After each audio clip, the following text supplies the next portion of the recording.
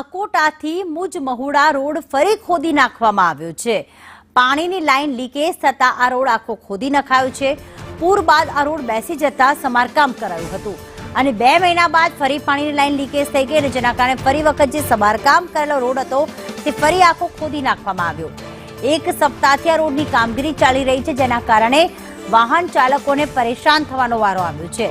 વારંવાર રોડ પર ખોદકામ થતા લોકોને અહીંયા હાલાકી, પ્રજાને સુવિધાના બદલે અહીંયા અસુવિધા જ મળી રહી છે કારણ કે જે રોડ ઉપર 2 મહિના પહેલા કામ થયું હોય, પાઇપલાઇન નવી નાખવામાં આવી હોય તો ફરી આખરે લીકેજ થયું કઈ રીતે અને 2 મહિના બાદ ફરી એની એ જ સ્થિતિ સર્જાઈ છે અને હાલમાં ખોદકામ કરીને અને આ લીકેજની કામગીરી કરવામાં આવી રહી છે। એક સપ્તાહથી આ કામગીરી કરવામાં આવતા વાહન ચાલકો ત્યાંથી પસાર થઈ શકતા નથી।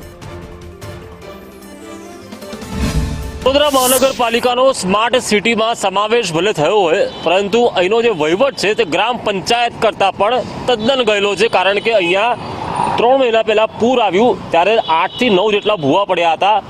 અકોટાથી મુજમોડા રોડ પર ઘણા બધા રોડ બેસી પણ ગયા હતા। ત્યારબાદ 2 મહિના સુધી આ રોડ બંધ કરવામાં આવ્યો, અહીંયા સમારકામ કરવામાં આવ્યું। એક તરફ રોડ બંધ હતો એટલે 2 મહિના લોકોએ હાલાકી ભોગવી। ફરી એકવાર અહીંયા પાણીની લાઇનમાં લીકેજ થયું એટલે ફરી અહીંયા ખોદકામ શરૂ કરી દેવામાં આવ્યું છે। પૂર પછી અકોટાથી મુજમોડા રોડ પર ઘણા બધા ખાડા પડ્યા। 2 મહિના સુધી આ રોડ બેસી ગયા હોય તેનું સમારકામ ચાલ્યું।